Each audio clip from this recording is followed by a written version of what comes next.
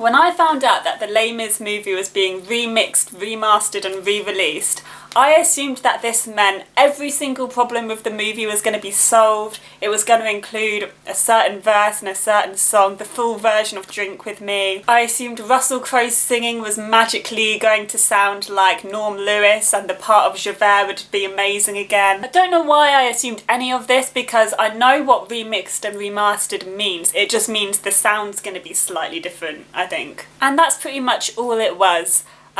Did I notice any actual differences?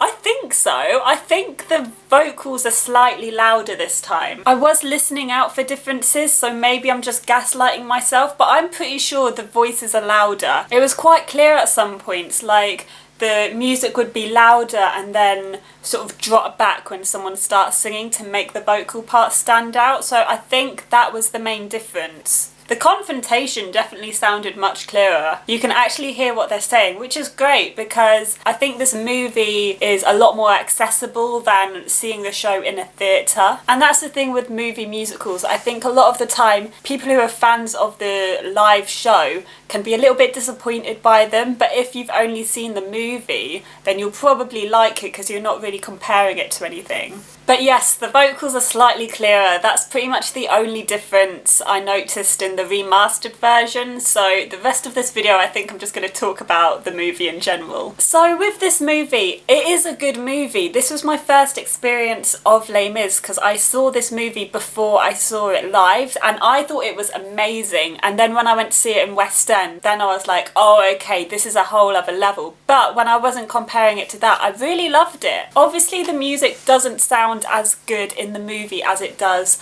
on like a Broadway cast recording, for example, or an anniversary concert, but you know, it's not the end of the world, I don't think, and some of the songs do sound quite good. The thing that gets me in this movie is all the cast are trying to win Oscars, right? So they're singing the songs as emotionally as they can and getting really into it, getting really into the character. And as a result, they're singing really, really slowly with not much rhythm, not much pace, which was intentional because of the way they filmed it. They were singing live as they were recording it and having a piano player in their ear following them. So that was all intentional.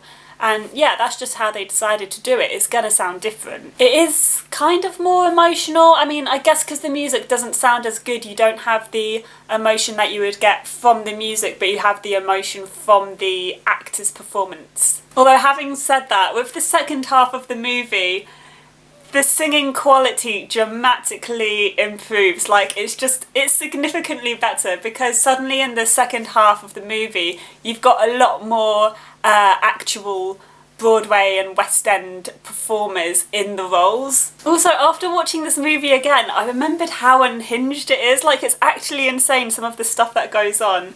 For example, you know Thénardier's accent? He does literally change between like a French accent and a Cockney accent, and it's just so bizarre. I never noticed this the first time. It's so weird, but it's not a problem. It's fun, I guess, but I just never noticed that the first time. I also noticed that the person who Fantine sells her teeth to is Pete from Gavin and Stacey. I'd also forgotten how disgusting the sewer scene is. Why did they have to have so much poo? Oh god, it was awful. I just, like, people getting dunked in the shit and just Maris's body being dragged through the shit. Oh no. I understand it's a movie and it's got to be realistic, but I don't know about you, I would have been more than happy to suspend my disbelief and just have a dry sewer with just a bit of dirt here and there. That would have been fine with me. In conclusion, was this movie worth re-releasing or is it just a cash grab? So in my opinion, the movie does sound better.